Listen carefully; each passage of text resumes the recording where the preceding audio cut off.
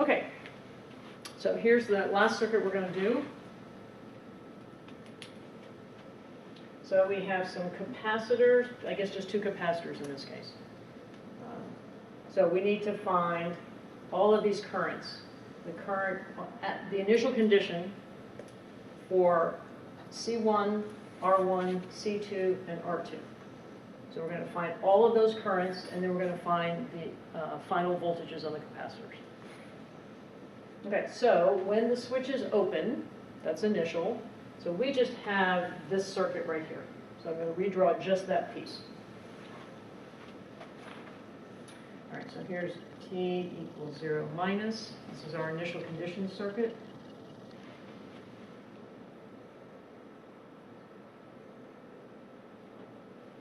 And because it's been in place a long time, I'm going to draw my capacitors as shorts, opens. Did I say that right?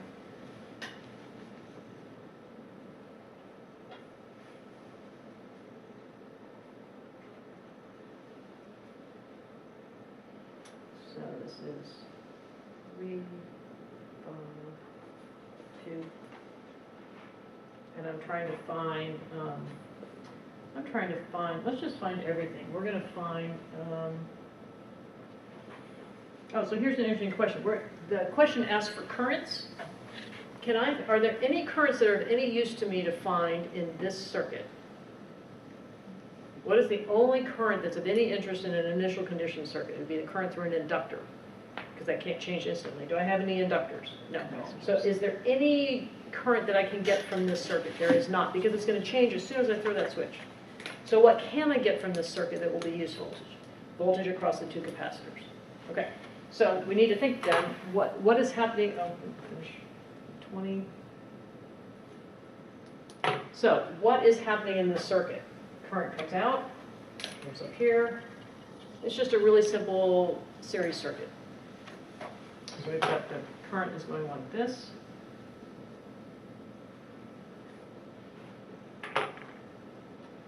This is V sub C2, and this one's V sub C1.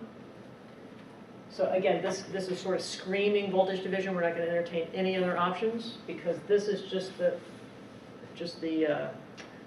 voltage across the 2 ohm, and this is just the voltage across the 3 ohm, and there's a total of 10 ohms, so we can even do that in our head. Right, 3/10 of 20, 2/10 of 20. Right, so V sub C1 of 0 minus is equal to 3/10 times 20, and V sub C2 of 0 minus is 2/10 of 24 volts.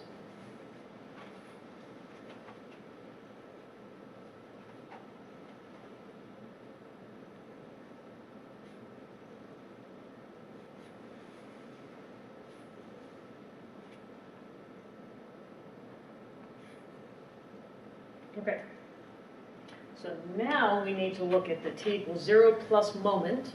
So we're going to redraw this circuit with the switch closed, but we're going to treat each capacitor, we're going to draw the capacitor but draw dotted lines around it, because we're reminding ourselves that for the moment it has a value, a voltage value. I have a question. Yes? So when T equal to like before 0, shouldn't the switch just open? The switch is open. So if we look at how it's drawn, the switch is open, Right.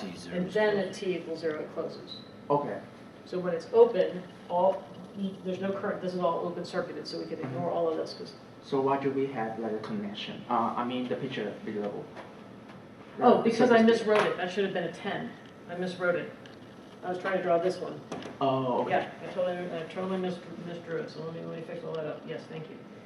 So that one, this one, this one, this one. Yeah, absolutely. Thank you. So that should have been a 10. So thank you. So 10 volts here, and so 3 and 2. Yeah.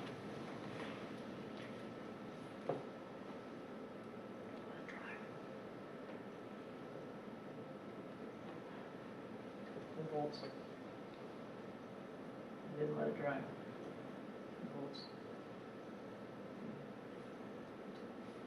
Okay, so yeah, thank you. All right, so now let's draw our second circuit. So this is T equals 0 plus.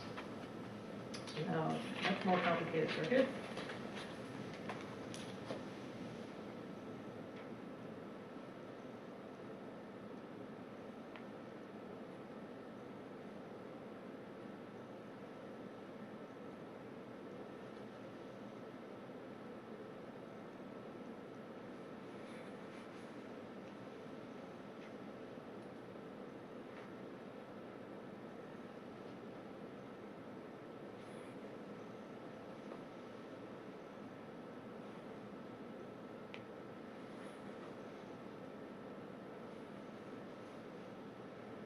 So again, I'm just going to kind of dot in some values that I already know. So I know that this is 2 volts and this is 3 volts. And so again, remember that's only in the instant of 0 plus. As soon as 0 moves on past 0 plus, then everything starts decaying or exponentially growing, one or the other. Okay, so what are we trying to find? We're trying to find the current through both of those capacitors, and in addition, we're trying to find this current, so we're trying to find these two, and this one, and this one. Those are the 4 currents we're trying to find. Okay. Mesh. Mesh, 1, 2, 3, 4. 4 equations. Ooh. No, 2 nodes. So mesh it, so we have some options. We have mesh, 4 equations. We have node. How many equations would that be? 2 nodes. 2 nodes. One of them's node. And the other one's a supernode. Wait, what? Super. This is 2 volts. And this one's 3 volts higher. 5 volts, we know. But we know everything already. So we could do node. Why did I do?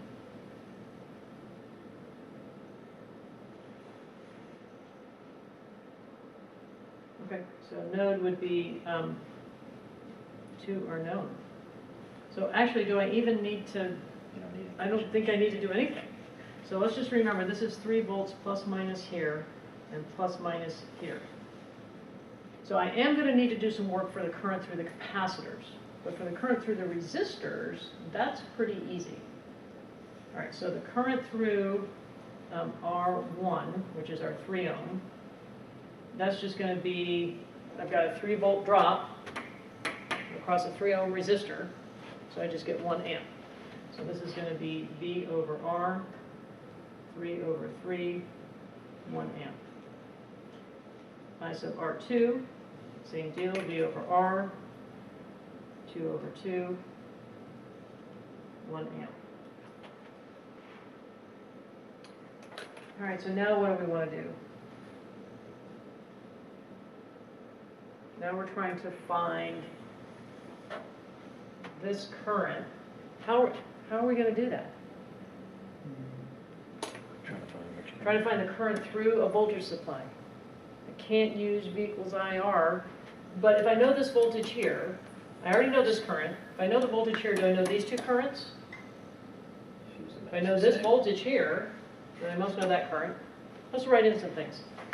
So we know that this voltage here is 2 volts, and I know that this voltage here is 5 volts, right? And we know that just because in the instant of 0 plus, we have 2 volts here, 3 more is 5. So I'm thinking if I'm trying to find the current through this one, I know I know the other 3 currents because they're all just based on voltage sources and resistors. I know all of those. So I'm thinking I could actually do KCL here, not because I'm trying to find the node voltage, but because I know 1, 2, 3 currents and I'm trying to find the last one. So I am going to do KCL there.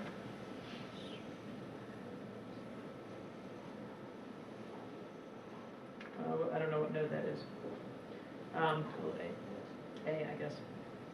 So we're going to say V sub A, 5 minus 20 over 5 plus 5 minus 10 over 5 plus, actually I already know this current, right? This current here, I already found that. That's 1 amp. I found that already, plus 1 amp plus, coincidentally, my current that I want is defined in the direction I want, which is out of the node. So plus IC1 equals 0. So when I solve that, I'm going to get I sub C1 of 0 plus is equal to 3 amps.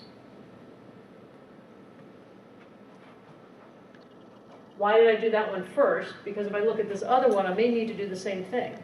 But here I have 2 branches I don't know. So this first one, I only have 1 branch I don't know. But now I know the current here and here and here. I know the 3. So I can find my last one. So let's do KCL again. I guess we'll call it B. We need to be careful with our directions. We know that this is 1 amp coming in, so that's negative.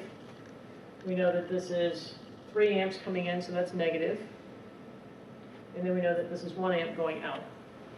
So negative 1 minus 3 plus 1 plus IC2. So IC2, 0 plus, is 3 amps. So remember, sometimes we use KCL not because we need to know the node voltage. We already know the node voltage, but we're using it to find a current that we can't find any other way. We can always find current if there's a resistor in the branch. You can always find current if there's a resistor in the branch, because it's just the voltage across the resistor divided by the resistance. But if you've got a branch that's got no resistor, and it's got a source, you don't know the answer to that. And the only way to usually get that is through some sort of KCL or KVL. Okay, so last thing then is we need to find final values. So final values are the same circuit, it's just that now these are open again. Right, final values, but now these are open again because final value means it's been in place a long time, so it's DC, so all of the decay that's going to have happened, or any exponential change that's going to happen, has already finished. So we're going to draw that again, but with the capacitors open. So this is my T equals infinity. So this is a case where sometimes redrawing the circuit is going to help you see what you need to see, so don't be shy about that.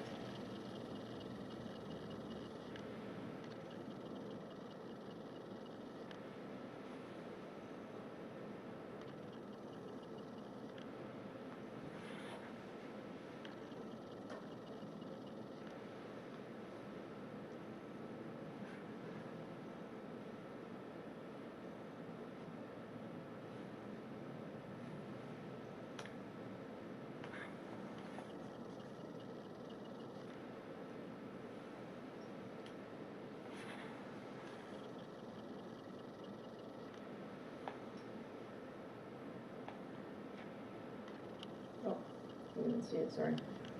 There we go. Okay.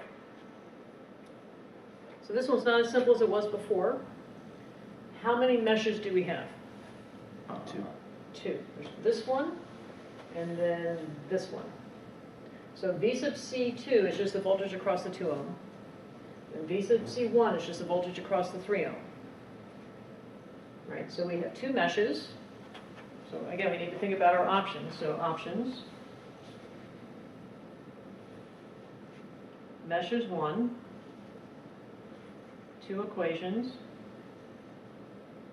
and then some pretty simple, then it's pretty easy because really these are just related to that I2, so it's just going to be 3I2 and 2I2.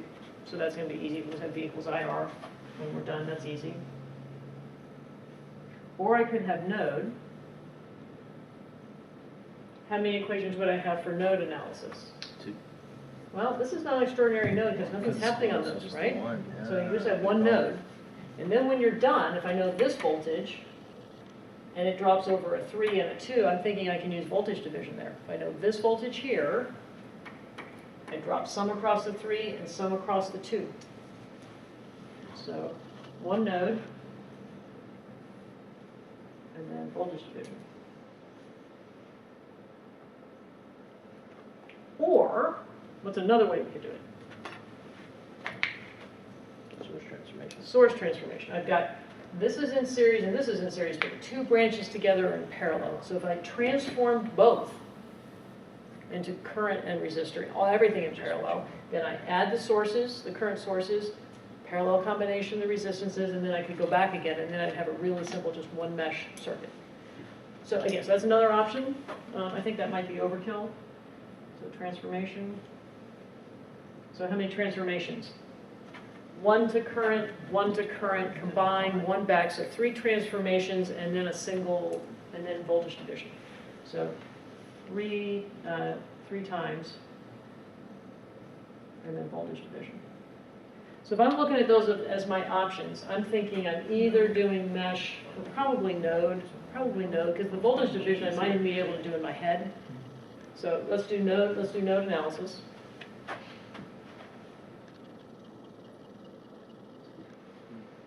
So KCL is going to be, so let's just call this A. So B sub A minus 20 over 5 plus B sub A minus 10 over 5 plus B sub A. What do I write here? B sub A over what? Over all and over 5. I have to divide, it's not by 3 because that doesn't get me back down to ground, right? So I need to get all the way back down. So divided by 5. Yeah. So then really I've got 3VA is equal to 30. B sub A is equal to 10. So that means that V sub C1 at infinity is my voltage across my 3 ohm, which is 3/5 of 10, 6 volts. And V sub C2 is just the voltage across the 2 ohm, which is just 10 minus 6, the remainder, 4. Whew.